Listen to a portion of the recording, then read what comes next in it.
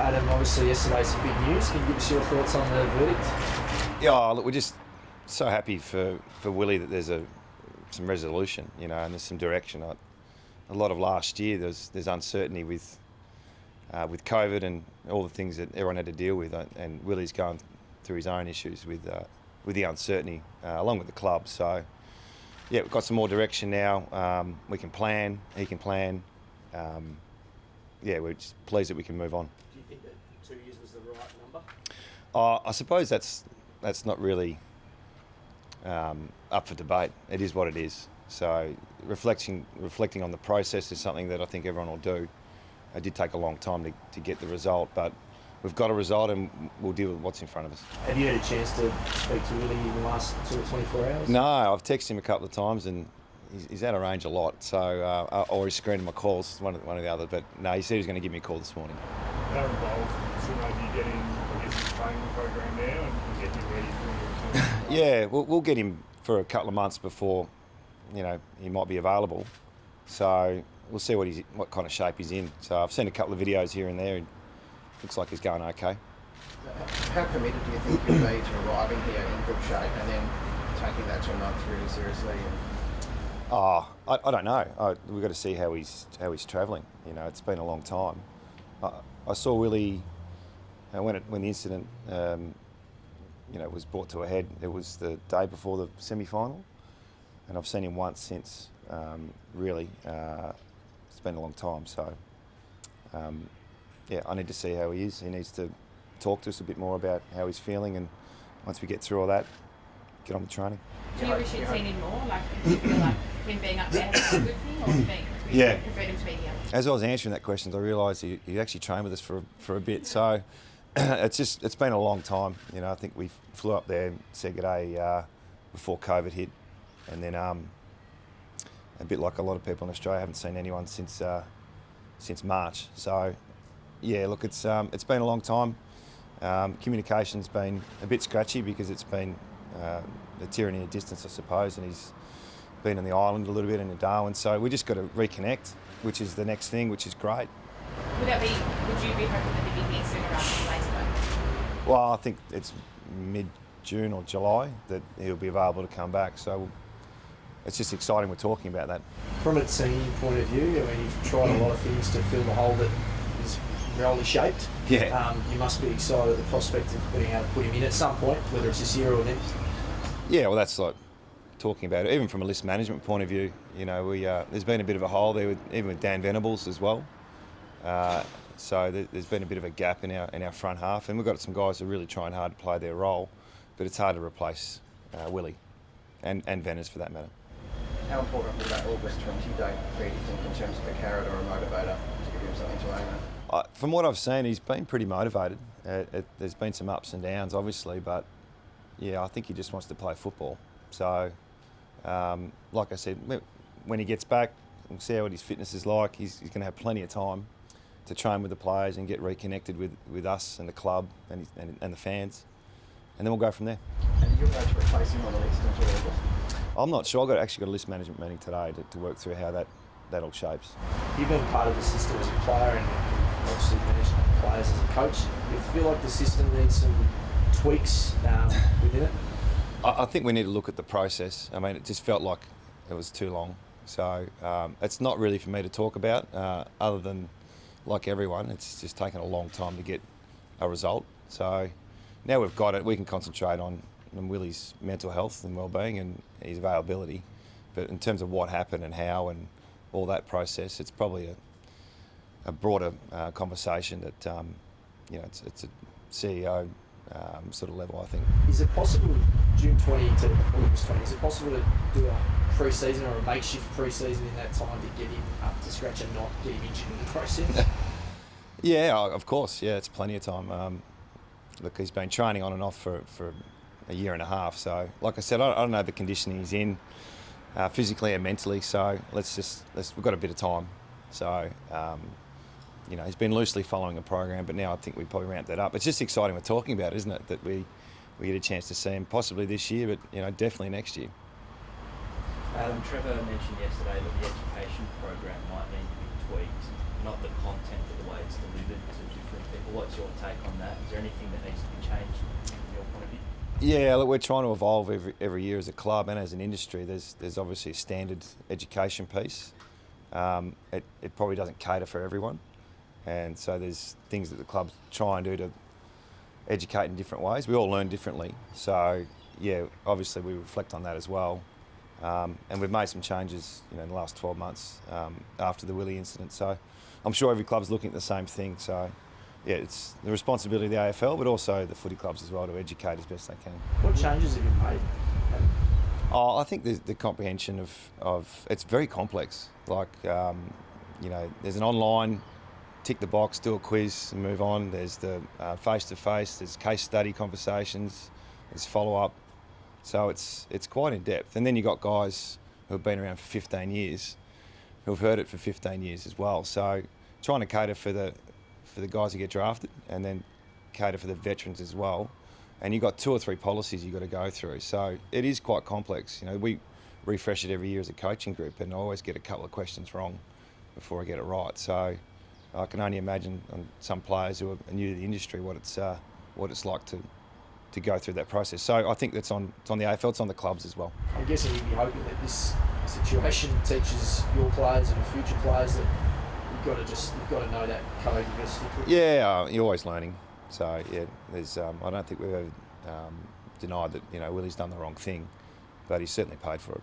What was the reaction from the players just then? Yeah, it was just one of excitement. Yeah, it's we've missed him, obviously on field, but off field as well. And some guys are really close to Willie are really happy about the situation. Bit of relief as well, I guess, not to have to go through this waiting game. Probably the overwhelming feeling is relief, really, that we actually got some direction. And whether it was this year, next year, we can plan now, and we plan our list as well. We can plan Willie's comeback. He's contracted to us, which is great. I think the club's done a wonderful thing in showing the faith in him as a person, and now we can get on with football. There will be some who say he should have got more, should have got 4 years. What do you say to that? Well, that's not mine. Yeah, everyone's got opinions. You guys all have opinions, and I'm just glad we got a result. This weekend, Adam, what are you looking for from your team from a selection point of view and the spots that you might have? Yeah, we're looking for a bit better performance than last week. I mean, for our away too strong for us in all areas of the ground. And despite, we had a team that probably wasn't full strength, but I just thought intensity was off on the back foot the whole day. So we need to lift. Obviously, Freo in a really good space. So it'll be a real challenge to play him again. And great prep for round 1. What are you expecting minutes-wise and load-wise from him? Nick will play. He'll probably play just over a half, maybe. McGovern, I think he only played a half last week. Barras only played a half last week. Shannon Hearn played 3/4. Luke Shuey played a half. So all those guys, we're looking for full games, except for Nick, who's probably got a half in him. And then hopefully next week, Josh may be available for us, and TK as well. So we're building, but we've got to get going. Are you worried about Josh and Tim coming in without any, they're veterans, but yeah. Are you worried about any not enough lead? Tim, not as much. He's been full fitness. He's looking really good. He's got this thumb, so he can't do full contact. So perhaps the physical rigours of the game, but he's fit. And Josh, he's been doing this for such a long time, so we'll have to manage them into the season. So with the game length going out to where it is now, and the rotations been lower, it's probably going to be a bit harder to get guys back into the team. But the guys of that quality, we want to get them back in. So Kelly and Kennedy are both definite for round 1. Well, at this stage, yeah, barring any hiccups, we think, if there was a game next week, they'd both be available. Is Bailey Williams sort of running out of time for? He's pushing it. Yeah, he's got a bit of an ankle. It's a standard ankle injury, but it's come at the wrong time.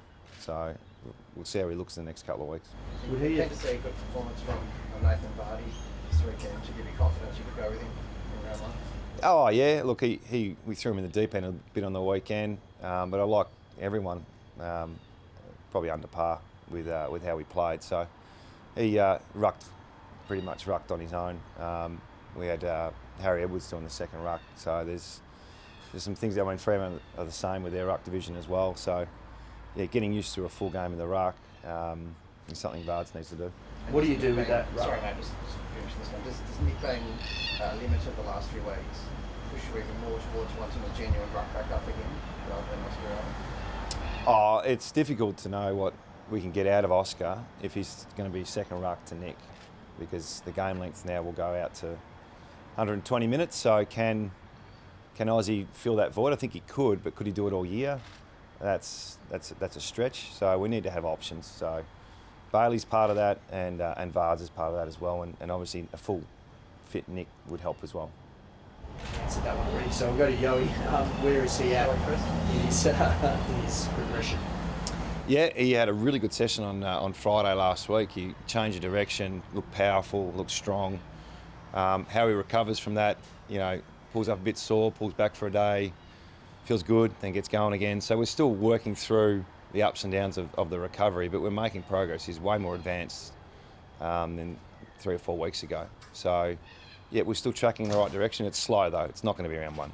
Do you just take you'll anyway with a cautious approach and just say, right, don't rush. You've got the first month off, the first 2-3 weeks off, just get right, or is it you're trying to get him there for round 2? Or how? Both. Yeah, we need him in our side. He's one of our best players, and he obviously 2-time best and fairest winner for us, all Australian. So I'm in a rush to get him back, but we won't rush his progression. And when he's right, he's right. So we won't be slow, won't be quick on it. Just his body will tell us when he gets to the next level, and importantly how he pulls up after each session. And yeah, look, does he need to play some waffle minutes, all that sort of stuff? That'd be great conversation to have in a few weeks. Jake Waterman and Zach Langdon. Yep, Zach's fine. It's at a garden variety. It's like he got shot halfway through the last quarter, but he's okay. And Jakey Waterman's turned the corner, so he'll be training with the main group next week. Making the play. He's available, yep. Is he right in the mix for round one? He's in the mix for sure. Yeah, there's a few spots up for grabs, and unfortunately, not many people put their hand up last week, so this is an important game for a lot of players. Jared Cameron got an issue? Yeah, we had to shut him down. Yeah, he's a bit sore on the groins again. Unfortunately, he needs to be shut down for a couple of weeks and then get him back on the rebuild. It's been a frustrating pre-season. Yeah, it's been a frustrating 12 months. He had this last year, and we thought we'd got through it, and then it flared up a little bit a couple of weeks ago. And did you say Tom Burrows would play? Yeah, look, he's put his hand up to play, and we'll just be guided by how he's feeling, and he's treating the club as a real sanctuary for him. So if whatever he wants, if he wants to play, he plays. If he doesn't, he doesn't. Adam, there was some debate on radio this morning, just touching on Willie Grolly, but the debate was whether he's now classified as a drug cheat. Do you have a reaction to that?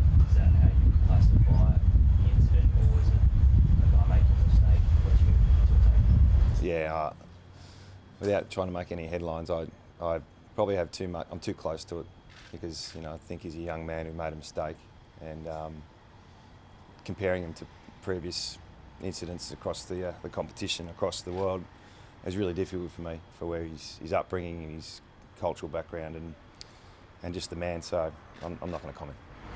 Crowd on Sunday, it's about 18,000 now. Are you looking forward to getting out in front of some? Yeah, what's the capacity? 35. Yeah, it would be so good to get full book on the crowd for the women's as well. That both teams are. Our girls had a good win on the weekend. I know Praddy's up and about, so massive challenge for them and massive challenge for us. And I think everyone's been starved of football and chance to see it live. Get down there. And what are you hearing about the round one crowd? Could that possibly be full? I don't know. Is there any reason not to make it full?